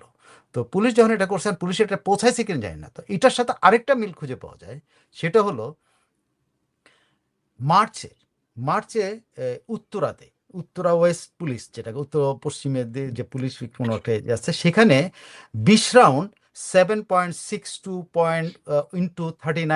mm-এর 20টা রাউন্ড উদ্ধার করেছিল পুলিশ। এটা হলো মার্চের 2004। সে কারণে বলা আছে যে মার্চের আগে অথবা পরে পুলিশ এটা প্রকিউর করছে কিনা সেটা এখনো কনফার্ম না। পুলিশ একটা টেন্ডার করেছিল, কিন্তু এই 20 রাউন্ড গুলি এই উত্তরার পশ্চিমের ওখান থেকে কিন্তু পুলিশ উদ্ধার করেছিল। এবং জুলাই আন্দোলনের সময় পুলিশ কিন্তু 3টা এই জুলাই থেকে অগাস্টের মধ্যে পুলিশ 3খানা এই 7.62 ক্যালিবার বুলেট ব্যবহার হয় এরকম অস্ত্র উদ্ধার করেছিল বিভিন্ন চেকপোস্টে। আমি কিন্তু একেবারে এটা আপনার স্বরাষ্ট্র মন্ত্রণালয়ের একেবারে ওদের টোটাল নিজস্ব ফাইন্ডিং, যেটা পুলিশের নিজস্ব ফাইন্ডিং, সেখান থেকে আমি তথ্যটা আপনার দিলাম। এটা এখন পর্যন্ত কেউ এটা এখনো বাইরে আসে নাই, কেউ বলে নাই যে পুলিশ সেই সময় জুলাই এবং আগস্টের মধ্যে 3খানা অস্ত্র উদ্ধার করেছিল, যেটাতে 7.62 পয়েন্ট কি জানো, এই যে 7.62 into 39 mm-এর অস্ত্র উদ্ধার করেছিল। এবং 20খানা মার্চের আগে 20খানা রাউন্ড কি বলে গুলি উদ্ধার করেছিল। এখন এটা সোর্সে গেছে তারা, এই গুলিটা কোথা থেকে আসছে দেখেন। এই গুলিটা তৈরি হয় কোথায়? এই গুলিটা তৈরি হয় হলো বাংলাদেশ অর্ডিন্যান্স ফ্যাক্টরি টঙ্গী। এবং অর্ডিন্যান্স ফ্যাক্টরি টঙ্গী এই গুলিগুলো দিয়েছে আর্মিকে। এই অর্ডিন্যান্স ফ্যাক্টরি পুলিশকে দেয় না, অর্ডিন্যান্স ফ্যাক্টরি এই গুলিগুলো আর্মিকে দেয়, কারণ পুলিশের হাতে এই অস্ত্র তখন নাই। মানে মার্চে, আমি বুঝাইতে পারছি, এগুলো মার্চে উদ্ধার হয়েছে। তো যখন মার্চে যে গুলিগুলো উদ্ধার হয়েছে, সেই গুলিগুলো তখন কিন্তু পুলিশের হাতে তখনও 7.62 ক্যালিবারের কোনো অস্ত্র তখনও পৌঁছায় না। মাত্র 50টার জন্য তারা টেন্ডার করছে। তাহলে গুলিগুলো বাইরে আসলো থেকে? প্রশ্ন আসে না? এটাই কিন্তু স্বরাষ্ট্র মন্ত্রণালয় পুলিশ এটা খুঁজতেছে। এই গুলিগুলো বাইরে ছিল আর পুলিশ টেন্ডার করছে ইন বিটুইন। এটার মধ্যে এইটুক তথ্য আছে, কিন্তু আমি এই তথ্যটা পাইনি যেটা তারা প্রকিউর করতে পারছি। কিন্তু গুলিগুলো কিন্তু আগেই কিন্তু বাইরে ছিল, যে গুলিগুলো আর্মি ব্যবহার করার কথা। এই 20 রাউন্ড এটা আর্মির কাছে থাকার কথা। এটা অর্ডিন্যান্স ফ্যাক্টরি অন্য কাউকে দেবে না, কারণ যাকে দিতে বলা হবে সরকার তাকেই তারা দিবে। কিন্তু পুলিশের কাছে তখন তো 7.62 ক্যালিবারের কিছু নাই, দেবে কেন? এটা একমাত্র দিতে পারে আর্মিতে, আর্মি থেকে বিডিআর যেতে পারে, বিডিআর এর কাছে আছে। ঠিক আছে, তো এই যে বিতর্কটা দেখা গেল যে এবং এই অস্ত্রগুলো 3খান অস্ত্র, যেটা কোনো রেস নেই, কোথাও নেই, 3খান অস্ত্র কিন্তু পুলিশ আবার উদ্ধার করছে জুলাই আগস্টে, বিভিন্ন চেকপোস্টে উদ্ধার করছে। আমি স্পেসিফিক চেকপোস্টগুলোর নাম পাইনি, পাইলে কখনো পাইলে আবার আপনার দর্শকদেরকে আমি জানাতে পারবো। 3টা চেকপোস্ট। সো এই অস্ত্রগুলো আগে থেকে বাইরে ছিল এবং অর্ডিন্যান্স ফ্যাক্টরিতে চুরি হয়ে আসছে, অথবা এদের কাছে এই গুলিগুলো আগেই দেওয়া ছিল। তার মানে এরা কিন্তু কারা? কোশ্চেনটা এটা। তার মানে যেটা বলছেন, কি বলে, সাকাত। চিফ প্রসিকিউটর যেটা বলছেন, সেটার সাথে এটার কোনো মিল আসে না, যে এটা কোনো পুলিশ মিল নেই। এটা কাউকে দিয়েছে বলতেছেন উনি। কাউকে দিয়েছে এটা কিন্তু এখন ক্লিয়ার, কাউকে দিয়েছে, কিন্তু পুলিশ দিয়েছে কিনা এটা হলো আপনার এখন পুলিশের ঘাড়ে এটা চাপাচ্ছে কিনা এটা হলো ব্যাপার। কিন্তু কেউ না কেউ এই অস্ত্র কেউ না কেউ প্রকিউর করছে, এবং তা না হলে অর্ডিন্যান্স ফ্যাক্টরি গুলি কি করে তাদের কাছে আসলো, সেই গুলি পুলিশ উদ্ধার করলো, 3খান অস্ত্র পুলিশ উদ্ধার করলো, যে উদ্ধার করা অস্ত্র পুলিশ সাপ্লাই দিছে, সেটা তো জুলাই আগস্টেই উদ্ধার করছে সে। রাইট। তো জুলাই আগস্টে যে জিনিসটা উদ্ধার করেছে, সে এটা উদ্ধার হয়তো সঙ্গে সঙ্গে এটা মালখানায় চলে গেছে, এটা তো পুলিশ আর কাউকে দেওয়ার কথা না, এবং কেউ ব্যবহার করার কথা না। তার মানে ওই 3খান অস্ত্র কিন্তু বাইরে আসেনি, ওই 3খান অস্ত্র পুলিশের জিম্মায় মালখানাতে চলে গেছে, 20খান রাউন্ড মালখানায় চলে গেছে। তো এইগুলো ব্যবহার হয়নি, তাহলে বাকিগুলো আসতে থেকে ফ্রম হোয়াট দোজকে? এটাই লোক করছেন। এটাই আপনার সামনে, আপনার দর্শকদের সামনে আমি তুলে দেওয়া, যে 7.62 নিয়ে যে বিতর্কটা, এটা কিন্তু আনসেটেলড, এটা এখন পর্যন্ত সেটেল না। এটা সাখাওয়াত সাহেব কিন্তু স্পেসিফিক কথা বলে নাই। আজকে আমি আপনার সামনে বলছি, সাখাওয়াত সাহেব যেটা বলছেন সেগুলো 7.62 ক্যালিবারের গুলির কথা হয়তো ইঙ্গিত করছেন, কিন্তু তখন উনি বলছেন 7.62 বুলেট এটা কোত্থেকে আসলো। কিন্তু এই কোত্থেকে আসলো মানে কি, উনি তখন সন্দেহ করেছে পুলিশের হাতে এই অস্ত্র নাই, তার মানে তখন পুলিশের হাতে এই অস্ত্র নাই। এটা যদি বলছেন পুলিশের উনি। হ্যাঁ, তো যদি পুলিশের হাতে না, উনি এটা স্পেসিফিক বলে নাই যে পুলিশের হাতে এই অস্ত্র নাই, এটা কিন্তু বলে নাই, এটা বলেন না। উনি বলছেন যে 7.62 কি পুলিশ ব্যবহার করে না, ক্যালিবারের বুলেট পুলিশ ব্যবহার করে না, অস্ত্র নাই ব্যবহার এটা করে বলেন। না। ব্যবহার করে না। উনি বলছেন 7., এবং উনি আবার ক্লিয়ারলি বলেন ওটা 7.62 ইন্টু 39, যেটা আমাদের অর্ডিন্যান্স ফ্যাক্টরিতে ব্যবহার তৈরি হচ্ছে, সেটা কিন্তু উনি বলেন নাই। উনি কিন্তু ইন্টু 39টা বলেন নাই, কিন্তু তার মানে উনিও কিন্তু এটার মধ্যে ধোঁয়াশার মধ্যে ছিলেন, এটা কি জিনিস উনি চমকে গেছেন। এটা উনি মানে এতটাই চমকে গেছেন যে উনি তাৎক্ষণিকভাবে এটা মুখ দিয়ে বেরিয়ে গেছে, কারণ এটা বেরোর কথা না, কারণ এটা মিলিটারি গ্রেডের অস্ত্র। এই অস্ত্রের গুলি হলো, এই গুলিগুলো মিলিটারি গ্রেডের অস্ত্রের। তো এইটা কারা করলো তাহলে? এটা তো উনি সন্দেহান। অ্যাট দ্য সেম টাইম উনি আরেকটা কথা তথ্য দিয়েছেন, সেখানে কিন্তু সন্দেহটা আরও বেশি প্রবল হয়। যে উনি বলেছিলেন যে আমি যখন রাওয়া ক্লাবের দিকে যাচ্ছিলাম, তখন আমাকে একজন ফোন করে বলেছে যে স্যার আপনি জানেন না, আপনি কিন্তু স্নাইপারের টার্গেটে আছেন, টার্গেট এরিয়ার মধ্যে আছেন। তাহলে ওনাকে কে বলেছিল এটা কিন্তু উনি প্রকাশ করে নাই। তো সাখাওয়াত সাহেব একমাত্র বড় সাক্ষী হতে পারে, কোন সেই লোক যে তাকে অ্যালার্ট করছে, তাহলে সে জানে এই স্নাইপারগুলো কারা। সেই লোকটাকে কিন্তু এখন খুঁজে বাইর করা দরকার। এই আদার দেন আওয়ামী লীগ খোঁজা, ওই ডেমরাতে যাত্রাবাড়িতে যায় আওয়ামী লীগ খোঁজার চাইতে সাখাওয়াত সাহেবকে ইয়াতে নিয়ে আসা, রিমান্ডে নিয়ে আসা, জিজ্ঞাসা করা আপনারা কে বলছে, তারপর ওই লোককে ধরে নিয়ে আসা যে তুমি কোত্থেকে জানলা এটা, তাইলে কিন্তু স্নাইপারের সমস্ত জিনিস ক্লিয়ার যায়। যদি সত্যিই বাংলাদেশের জুডিশিয়ারি ঠিকমতো জাস্টিস করতে চায়, এটা আওয়ামী লীগ করে থাকলে অবশ্যই আওয়ামী লীগ অন্যায় করছে, কিন্তু এটা বের হবে একমাত্র এখন সবচেয়ে বড় সাক্ষী কিন্তু সাখাওয়াত সাহেব। সাখাওয়াত সাহেবকে যে আয়না যদি জিজ্ঞাসাবাদ করা, বা সাখাওয়াত সাহেব যদি ভলেন্টারিলি যায় বলে যে আমি এইটুকু জানি, এই লোক আমাকে বলছে যে আমি স্নাইপারের টার্গেট এরিয়ার মধ্যে আছি, ওই লোকটাকে যদি আপনারা ধরেন, তাহলে আপনারা কিন্তু বের করে আনতে পারেন এই অস্ত্রগুলি কারা ব্যবহার করছে, এই বুলেটগুলি কারা ব্যবহার করছে। কারণ এই বুলেটের কোনো সোর্স আপনি খুঁজে পেলেন না, আপনি অস্ত্রের সোর্স আপনি খুঁজে পাচ্ছেন না, আপনি খুঁজে পাচ্ছেন বিতরণের। খেয়াল করে দেখছেন, আপনার এই অস্ত্রের সোর্স আপনার কাছে নাই, আপনি জানেন না এটা পুলিশের কাছে আছে কিনা, কারণ সাগর সাহেব বলতো কনফার্ম করতে পারে নাই, সাগর সাহেব কনফার্ম করতে পারে নাই যে পুলিশরা গুলি করছে কিনা। আবার সাগর সাহেব কিন্তু একটু ঘি ঢালছেন এটার মধ্যে, এই বিতর্কে, যে ওনাকে কেউ একজন ফোন করে বলছে রাও ক্লাবের দিকে যাওয়ার সময় যে স্যার আপনি টার্গেটের মধ্যে আছেন। তাহলে কারা এরা? তো একমাত্র ইনভেস্টিগেশন করে এটা বের করা সম্ভব আসলে স্নাইপার কারা, স্নাইপাররা কোন অস্ত্রটা ব্যবহার করছে। কারণ আপনার অস্ত্র বলতে এখানে 7.62 অস্ত্র বলে কিছু নাই, 7.62 ক্যালিবারের অস্ত্র। আবার 7.62 মধ্যে আরও ভ্যারাইটিস আছে, 39 আছে, 51 আছে, 52 আছে, 54 অথবা হ্যাঁ 54ও আছে। হুম। এখন এই পুরোটা তদন্ত হওয়া উচিত এইটাকে বেস করে। ওই আওয়ামী লীগকে কে দিচ্ছে, আওয়ামী লীগের স্নাইপারের ট্রেনিংওয়ালা কেউ আছে কিনা, স্নাইপার অস্ত্র চালাইতে পারে কিনা, এইসব গল্প দিয়ে তো কোনো লাভ নাই। ওই গল্প, আওয়ামী লীগ যদি এরকম ট্রেন্ড হয়ে থাকে তাহলে কপালে দুঃখ আছে এই সরকারেরও। যদি আওয়ামী লীগ এরকম ট্রেন্ড হয়ে থাকে, যদি আওয়ামী লীগ এই স্নাইপারের অস্ত্র চালানো শিখে থাকে, যদি আওয়ামী লীগের হাতে এই অস্ত্র থেকে থাকে, তাহলে কিন্তু খবর আছে আইটেলিও। এখন পর্যন্ত 118টা এই ধরনের অস্ত্র কিন্তু নিখোঁজ আছে, সেটা বিভিন্ন জায়গা থেকে কিন্তু এগুলো গেছে। আসসালামু আলাইকুম রহমতুল্লাহি ওবরকাতুহু। সম্মানিত দর্শক, আমাদের মহান জাতীয় সংসদ স্বাধীনতা সার্বভৌমত্বের প্রতীক এবং আমাদের এই বাংলাদেশ রাষ্ট্রের ক্ষমতার এই মুহূর্তের কেন্দ্র বিন্দু। যেহেতু পার্লামেন্টারি ফর্ম অফ গভর্নমেন্ট আমাদের দেশে প্রচলিত, সেই কারণে এখন এই মেম্বার অফ পার্লামেন্ট বা এই পার্লামেন্টের যে হাউস, এখানে যারা যান প্রায় সবার সঙ্গেই আমাদের রাষ্ট্রের যে মায়া, মমত্ব, প্রেম, ভালোবাসা, আবেগ, অনুভূতি, মানে এটা এমন একটা পর্যায়ে কেবলই মাত্র আপনার মধ্যে যদি দেশপ্রেম থাকে তাহলে আপনি বুঝতে পারবেন যে এই পার্লামেন্ট ভবন আপনার কাছে কেমন লাগে। আমাদের এই পার্লামেন্ট ভবনের সামনে যখন আমাদের জাতীয় পতাকা পথ পথ করে উঠতে থাকে,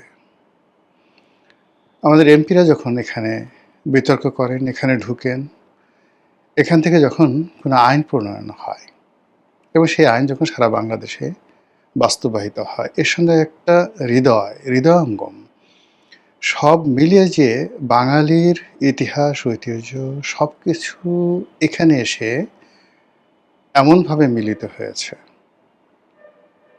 যার সঙ্গে আপনি যদি একটা মানুষের যে মাতৃগর্ভ, মানুষ জন্মগ্রহণ করে, তো মাতৃগর্ভ যেভাবে তার কাছে পবিত্র, তেমনি বাঙালির ইতিহাস, ঐতিহ্য, গণতন্ত্র, স্বাধীনতা, মুক্তিযুদ্ধ সব কিছু এসে এই ভবনটিতে একীভূত হয়েছে।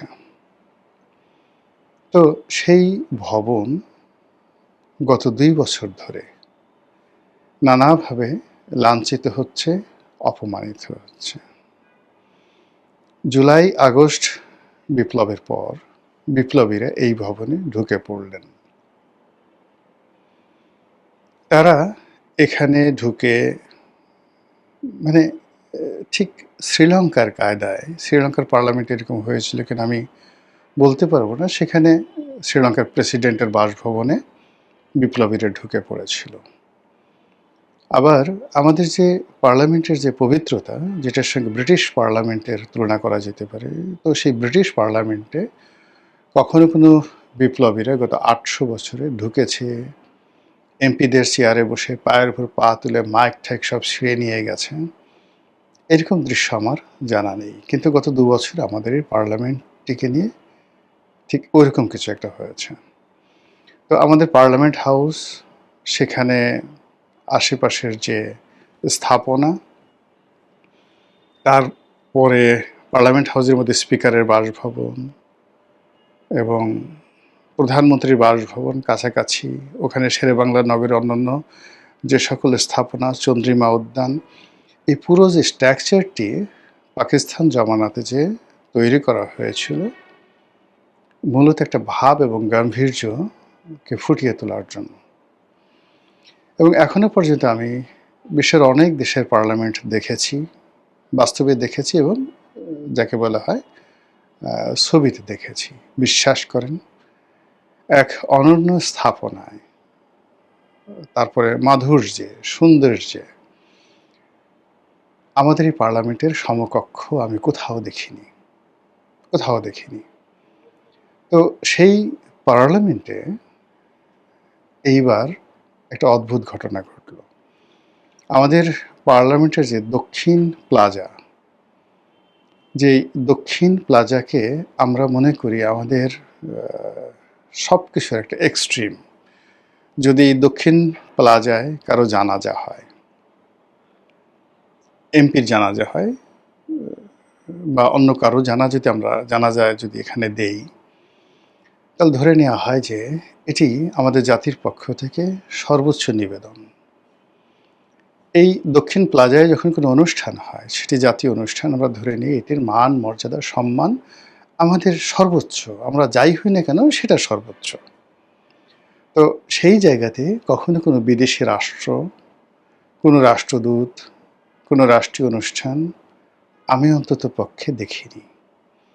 আবার এই ধরনের পার্লামেন্টের চত্বরে, সেটা ভারতের পার্লামেন্ট হোক কিংবা ইংল্যান্ডের পার্লামেন্ট হোক, আর অথবা ক্যাপিটাল হিল, ধরুন ইংল্যান্ড মানে আমেরিকার, তো যেখানে সিনেট রয়েছে, কংগ্রেস রয়েছে, যদিও তাদের সিনেট এবং কংগ্রেস ব্রিটিশদের মতো নয় বা আমাদের মতো নয়, ওখানে প্রেসিডেন্সিয়াল ফর্ম অফ গভর্নমেন্ট, সেখানে রাষ্ট্রের প্রায় সমস্ত ক্ষমতা কেন্দ্রীভূত থাকে প্রেসিডেন্টের হাতে। আবার কত যে শহরগুলোতে পৌরসভা রয়েছে, সিটি কর্পোরেশন রয়েছে, তো সেই শহরের মেয়রদের হাতে সকল ক্ষমতা কেন্দ্রীভূত থাকে। তো সেখানে সিনেট যারা আছেন, সিনেটের যারা সদস্য সিনেটের, তাদের কিছু ক্ষমতা থাকে, কংগ্রেসম্যানদের কিছু ক্ষমতা থাকে, আবার প্রতিটা রাজ্যে যে গভর্নর থাকে সেই গভর্নরের কিছু ক্ষমতা থাকে। ফলে আমাদের পার্লামেন্টের ক্ষমতা যদি ধরেন 100-তে 100, সেখানে মার্কিন কংগ্রেস তাদের ক্ষমতা আছে অনলি 20 এই কারণে তাদের ক্ষমতাটা প্রেসিডেন্ট, তারপরে তাদের জুডিশিয়ারি, তাদের গভর্নর, তাদের স্থানীয় সরকার মানে মেয়র, তারপরে সিনেট, এই 5টি জায়গাতে সমান ভাগে ভাগ হয়ে আমাদের এমপিরা, আমাদের স্পিকার, আমাদের প্রধানমন্ত্রী, আমাদের এই টোটালটা অনেকটা ব্রিটিশ ধাঁচের মতো। এখানকার পার্লামেন্ট একটা নারীকে পুরুষ বানানো, পুরুষকে নারী বানানো ছাড়া সব ক্ষমতা তারা প্রয়োগ করতে পারে। এবং এখন তার ইচ্ছে করলে জুডিশিয়ারিকে চ্যালেঞ্জ করতে পারে, আরও অনেক কিছু এই পার্লামেন্টে রয়েছে, অন্তর্নিহিত ক্ষমতা, দে ক্যান ডু এভরিথিং। সেই পার্লামেন্টে এইবার দেখলাম মার্কিন যুক্তরাষ্ট্রের যে স্বাধীনতা দিবস, সেই স্বাধীনতা দিবস উপলক্ষে তাদের অনুষ্ঠান এই পার্লামেন্টের দক্ষিণ প্লাজাতে হলো। এখানে লাল কার্পেট বেছানো হলো, এখানে মার্কিন জাতীয় সঙ্গীত পরিবেশিত হলো, এখানে রাষ্ট্রদূত, মার্কিন রাষ্ট্রদূত, তিনি সেই জাতীয় সঙ্গীত, মার্কিন জাতীয় সঙ্গীতের সঙ্গে সঙ্গে just like viceroy, just like president, just like অনেক কিছু, মানে ছোট্ট একটা জায়গাতে প প করে বাদ্য বাজাচ্ছিল, কিন্তু যেভাবে তিনি গার্ড অফ অনারের মতো করে অভিবাদন গ্রহণ করছিলেন, মনে হচ্ছিল ওই সংসদ তার, ওই চত্বরের অধিকার কেবল তার। আর ওখানে তিনি এমনভাবে দাঁড়িয়েছিলেন, ওখানে স্পিকার ছিল বিরোধী দলীয়, মানে ওখানে ডেপুটি স্পিকার ছিল বিরোধী দলীয় নেতা ডাক্তার শফিক ছিলেন, কিছু কিছু মহিলা এমপি ছিলেন, পুরুষ এমপি ছিলেন, কয়েকজন মন্ত্রী ছিলেন। আমার কাছে মনে হলো যে চিৎকার করে কান্না করি। ওই দৃশ্য দেখার পর মনে হলো যে চিৎকার করে কান্না করি। আর আমাদের মন্ত্রী এমপিরা ওখানে যে বক্তব্য দিয়েছেন, তাদের বক্তব্য শুনে মানে একজন নাগরিক হিসেবে এতটা অসহায়, এতটা দুর্বল এই স্বাধীন বাংলাদেশে আমার কখনো মনে হয়নি। আমি যখন প্রথম এই দৃশ্যটা ইন্টারনেটে দেখি, আমি ভাবতেই পারিনি যে এটি সংসদের দক্ষিণ প্লাজাতে হচ্ছে। আমি শুধুমাত্র দেখেছিলাম যে বাংলাদেশে সেই মার্কিন যুক্তরাষ্ট্রের জাতীয় দিবস পালিত হচ্ছে, রাষ্ট্রদূত ব্রেন্ট ক্রিস্টেনসেন তিনি অভিবাদন গ্রহণ করছেন এবং বাদ্য বাজছে, জাতীয় সঙ্গীত বাজছে। এটা কোন জায়গাতে এটা আমি বুঝতে পারিনি, কিন্তু এরকম দৃশ্য আমি কখনো ইতিপূর্বে দেখিনি। ওটাই আমার কাছে অদ্ভুত, ভয়ঙ্কর এবং অশনি সংকট বলে মনে হচ্ছিল।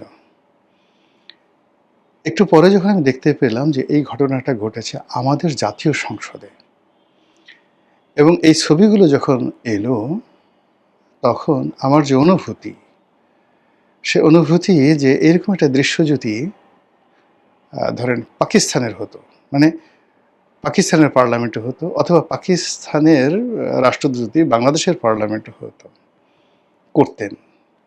এরকম একটা দৃশ্য যদি ভারতের রাষ্ট্রদূত এখানে করতেন, অথবা ভারতের যে পার্লামেন্ট হাউস সেখানে মার্কিন যুক্তরাষ্ট্র করতো বা বাংলাদেশ করতো, এরকম ঘটনা অহরহ দেখলে খারাপ লাগতো না। কিন্তু আমি তো এরকম ঘটনা দেখিনি, কল্পনাও করতে পারি না এরকম একটা ঘটনা হবে। আমেরিকার যে ক্যাপিটাল হিল বা ধরুন হোয়াইট হাউসে, সেখানে গিয়ে এইভাবে বাংলাদেশের রাষ্ট্রদূত এরকম অনুষ্ঠান করবেন, আর ওখানকার মন্ত্রী এমপিরা গিয়ে সেখানে বাংলাদেশের পক্ষে কথা বলবে।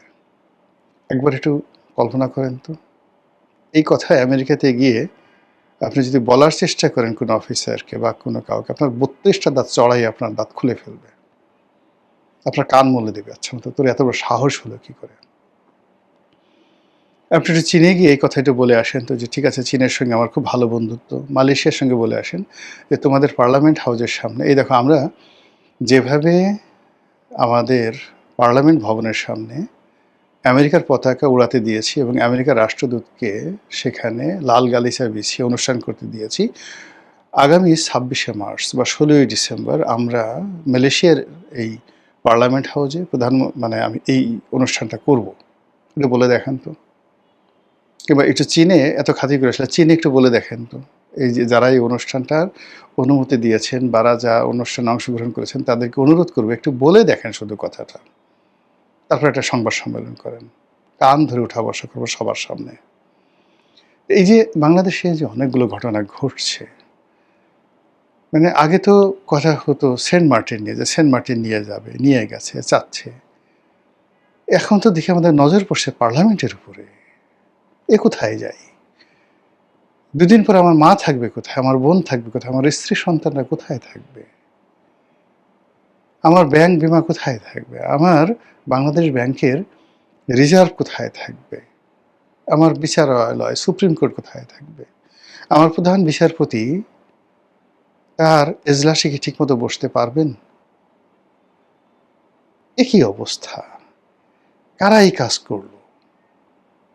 আমি তো মানে আমি যে কথা বলবো, আমি এটা আসলে গুছিয়ে কথা বলতে পারছি না। নর্মালি আপনারা জানেন যে আমার ধৈর্যচ্যুতি ঘটে না ইন জেনারেল, এবং যখন অনেক সিরিয়াস কোনো কথাবার্তা বলি তখন সেই কথাগুলো, সিরিয়াস কথাগুলোর মধ্যেও আমি স্যাটায়ার দিতে পারি।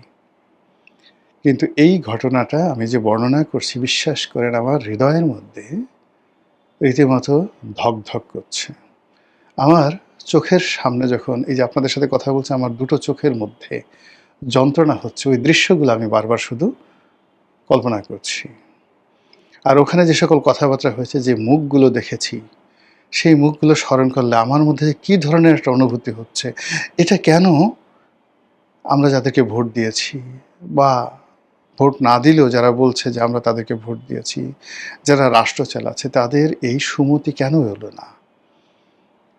কেন তাদের মনের মধ্যে এই ধরনের কোনো চিন্তা এলো না? এই ধরনের অনুমতি কেন, কিভাবে দিল, এবং এই ধরনের ঘটনা কোন প্রেক্ষাপটে এলো? কারা এই ঘটনাগুলো ঘটলো? আমাদের এত জুলাই বিপ্লবী, এত মুক্তিযোদ্ধা, আমাদের দেশের এত দেশপ্রেমিক, এত আওয়ামী লীগ, এত বিএনপি, এত জামাত, যারা এই দেশের জন্য বুক ফাটিয়ে ফেলে, কেউ একটা টু শব্দ করছে না, কেউ একটা টু শব্দ করছে না। কেন এরকম হলো? এটা কি ধরনের লক্ষণ? এ কিসের প্রতিধ্বনি? এ কিসের আওয়াজ? এ কিসের দৃশ্য? এ কিসের চিত্রপট? এ কিসের কবিতা? এ কিসের সাপদ সংকুল? এ কিসের আওয়াজ? এ আমরা কি দেখছি? কেন এরকম হলো? কারা আমার মাতৃভূমিকে অন্যের হাতে তুলে দিতে চায়? কারা আমাদের দেশের স্বাধীনতা এবং সার্বভৌমত্ব বিকিয়ে দিতে চায়? ৩০ লক্ষ শহীদকে যারা ৩ লাখ বানাতে চায়, ২ লক্ষ মা বোনের ইজ্জতকে যারা সেই কি বলবো ছিন্ন পাতা বা ছেঁড়া কাগজ মনে করতে চায়, ওটা ইতিহাস, ছেঁড়া কাগজ, ওখানে কোনো ব্যাপার না।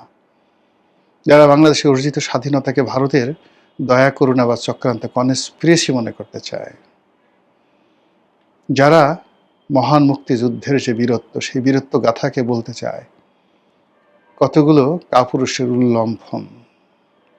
আমি তাদের সবার উদ্দেশ্যে আমার মুখের যে থুথু, এটা নিক্ষেপ করতে আমার লজ্জা হয়।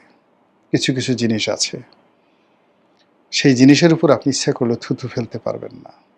যদি বলা হয় এটার উপর থুথু ফেলো, একটু কল্পনা করেন, সামান্য রুচি থাকলেও আপনি এমন কিছু জিনিস আছে, বস্তু আছে, যে বস্তুর উপর আপনি থুতু ফেলতে রাজি নন।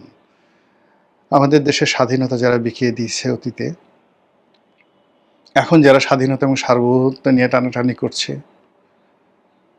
বিদেশি রাষ্ট্রের হাতে স্বাধীনতা তুলে দিতে চাচ্ছে, বিক্রি করতে চাচ্ছে, বিশ্বাস করেন তাদের মুখের উপর থুতু মারার রুচি আমার নাই, অভিরুচি নাই, ঘৃণার কোনো ভাষা নাই। আমি তাদেরকে শাস্তি দেব বা বিচার করব এইরকম স্পর্ধা আমার নেই, রুচি নেই, ক্ষমতা নেই, আমার মস্তিষ্ক কল্পনা করতে পারছে না এই সমস্ত লোকদের কি ধরনের বিচার হওয়া উচিত। আয়াতুল্লাহ আলী খামেনিকে যারা হত্যা করেছেন, সেই মোসাদ, সেই আমেরিকার এজেন্ট, তাদের এজেন্টরা ঠিক তার সামনে বসা ছিলেন, তার পাশে বসা ছিলেন। আমাদের এই দেশকে বিক্রি করার জন্য যে সমস্ত লোক ঘুরে বেড়াচ্ছে আমাদের এই সমাজের পোশাক পরে, তারাও মানুষ, তাদেরও দুটো পা আছে, দুটো হাত আছে, তারাও আমাদের মতো খাবার দাবার করে খায় এবং আমাদের মধ্যে ঘুরে বেড়ায়। সেই মানুষগুলো আমাদেরকে কোথায় নিয়ে যাচ্ছে? একবারের জন্য একবার একটু চিন্তা করুন। কিছু না পারুন ঘৃণা করুন, কিছু না পারুন চিৎকার করে কাঁদুন। স্বাধীনতা কি জিনিস যদি বুঝতে চান, একবার গাজা থেকে ঘুরে আসেন। স্বাধীনতা কি জিনিস একবার যদি বুঝতে চান, লিবিয়াতে ঘুরে আসেন, ইরানে ঘুরে আসেন, ইরাকে ঘুরে আসেন। স্বাধীনতার মূল্য কতটা নির্মম এবং নিষ্ঠুর যদি বুঝতে চান, একবার একটু ভিয়েতনামে ঘুরে আসেন, এমনকি আফগানিস্তানে ঘুরে আসেন। যে স্বাধীনতা পেয়েছি, যে স্বাধীনতা মহান আল্লাহ রাব্বুল আলামিন আমাদেরকে দিয়েছে, সেই স্বাধীনতার শ্রেষ্ঠ পাদভূমি, সেই স্বাধীনতার যে সিম্বল, সেই স্বাধীনতার যে পুণ্যভূমি, সে স্বাধীনতার কেন্দ্র, সে স্বাধীনতার পাওয়ার হাউস আমাদের সেই জাতীয় সংসদ, মহান জাতীয় সংসদ। সেই সংসদের চত্বর কি দেখলাম, কি ঘটলো, কি হবে আমি জানি না। মহান আল্লাহ আমাদের সবাইকে হিদায়াত দান করুন এবং হেফাজত করুন। আসসালামু আলাইকুম ওয়া রাহমাতুল্লাহি ওয়া বারাকাতুহু।